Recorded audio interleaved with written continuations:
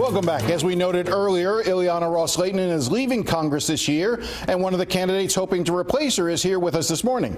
Angie Chirino is running to be the Republican nominee in Congressional District 27. Ms. Chirino is an accomplished singer and songwriter who more recently has been working on children's issues. She is also the daughter of acclaimed singer Willie Chirino. Thank you very much for coming in. Thank you for having me, Jim. It's nice to be here. So let's start with the basic question. Why do you want to be a member of Congress? Well, for me, it's about service. And I left the music industry 20 years ago to serve my community. I serve God, and I serve people who are vulnerable. I want to be able to do that in Washington on a grander scale. I feel that what we see now currently in Congress is a dysfunctional situation, and it's because we keep choosing these establishment career politicians, and I think it's time that, you know, a person who knows how much a gallon of milk costs goes to Washington and is able to make decisions for people, by the people, and for the people. Well, let's stick on the issue of money for a second, because probably the biggest knock on you right now as a candidate and whether or not people take you seriously is your fundraising ability. So I just want to show you some fundraising numbers for all the different candidates. This is David Richardson's 1.4 million. You see all the way down, these are all the Democrats. Mary Barzee Flores, 729,000. Bruno Barrero, one of your Republican opponents.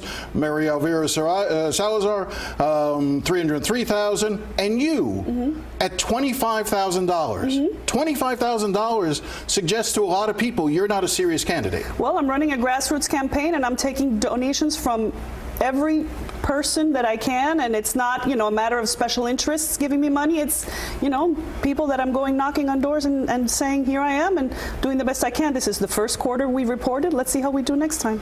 All right, so let's talk about some of the issues. You're looking to replace Ileana Ros-Lehtinen. Correct. Do you consider yourself an Ileana Ros-Lehtinen type Republican? I think recently we've seen that she has, you know, initially her thoughts were more aligned with Cuba, and I agree with those initially, but lately there has been some changes in her views, and I do not agree with a lot of the positions that she's taking, and mainly not supporting the president. So I think that yes and no, and I'm running to replace her because I feel that I can fill that void. All right, Ileana Ros-Lehtinen was probably the greatest champion for gay rights in Congress, even among Democrats, but certainly among Republicans. What's your position on gay rights? You're free to love whoever you want. So you're good for gay marriage? Absolutely, yes. Gay adoptions?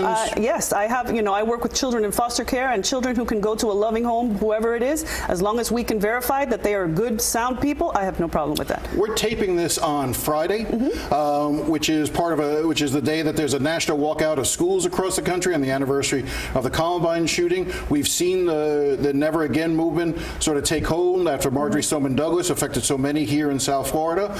Do you believe that there should be a ban on assault weapons? I think that if you spend a lot of time wasting a lot of time on legislation that's going to keep guns out of bad people's hands, you're kidding yourself. I think that we have to look at the real problem is what's wrong with society today, that people, you know, decide that this is what they want to do, pick up a gun and shoot up a school. That's something that's new. Guns have been around for a long time, and I think it's more of a societal issue, a cultural issue, the breakdown of the American family, the fact that people don't have support at home to guide them. Parents are absent, and I think that that's a bigger issue. Guns are inanimate objects, and it takes a human being to actually make them work. Just to be clear, no on assault weapon ban. No. Do you believe in raising the age to purchase a weapon to 21? No, I think it's, you know, if you can fight for your country, to defend your country, you can defend yourself with whatever weapon you choose. Do you believe in arming teachers?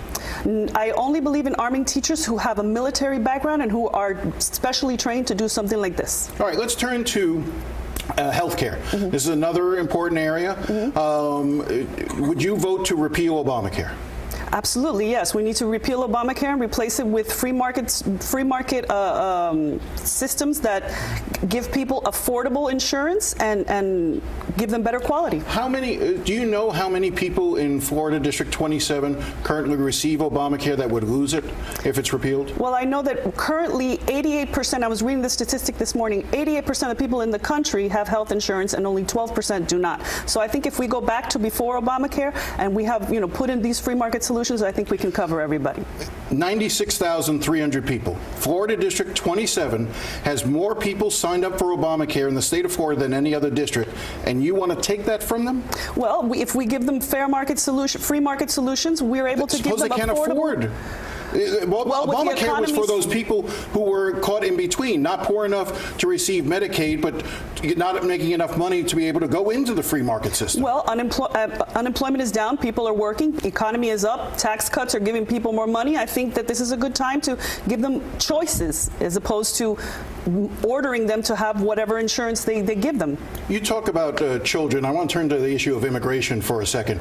And you've made several references to Donald Trump. You support Donald Trump. You would consider yourself a strong Donald Trump supporter. I think that he's doing great things in the country, and so do a lot of other people, yes. This district that you're running for went overwhelmingly for Hillary Clinton. Does that put you out of step with the district? I think that, in this particular situation, what we've seen since the president took office has probably changed a lot of people's minds. So on immigration, you support the president's policies on immigration? I support the president's proposal to give amnesty to the 1.8 million DACA recipients and to eliminate the chain migration, the visa lottery, and to secure the border, yes. So the DACA is one group of kids.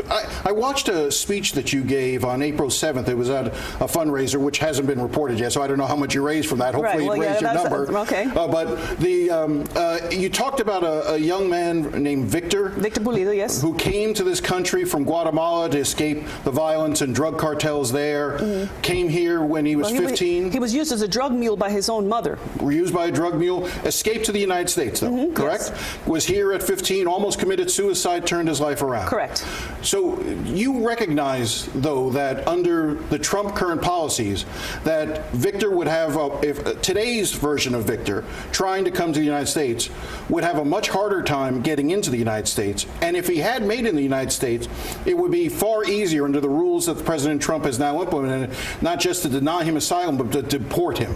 Well, what I see is Victor was a victim that they use, and like many other children, they're turning into victims with regards to human trafficking and smuggling. And what I want to avoid is having children used as victims. But those children are now being deported. Back to Guatemala, back to El Salvador, back to Honduras. Those children are being... Those children, the Trump administration has enacted new rules. Among them is that, for instance, children who go into immigration court, there used to be a program that they would spend to help give them attorneys. Because a child goes into immigration court to represent themselves, whether they're 8, 9, 10 years old, 12 years old. That program has been eliminated by the Trump administration. So these kids go into court with no representation. Well, we need to establish a merit-based system to enter this country. We need to know who is entering this country. And unfortunately, it's unsustainable to allow every single person who wants to come into this country come in illegally. My father came to this country in 1961 in the Pedro Pan legally. And that's, if we want to bring children from other countries, we can go to the private sector. We can go to several different organizations, faith-based organizations, to bring them into this country legally. We cannot have them used as victims to smuggle drugs and bring them into this country. And you know what? It's a deterrent when we tell people, you can't come into this country, we're going to send you back, and it'll keep them from doing it. But you don't see an inconsistency of touting the story of Victor, yet at the same time saying you want rules in place to prevent kids like Victor from coming into the U.S. again. I want rules in place that will prevent kids like Victor being used as put in dangerous situations, to put into human trafficking. The average age of entry into the sex trafficking trade is 12, and that's coming in through the border. We have to deter people from using children as victims. Angie Chirino, I appreciate your coming in. Thank you. All right, we'll be right back after the break. Thank you.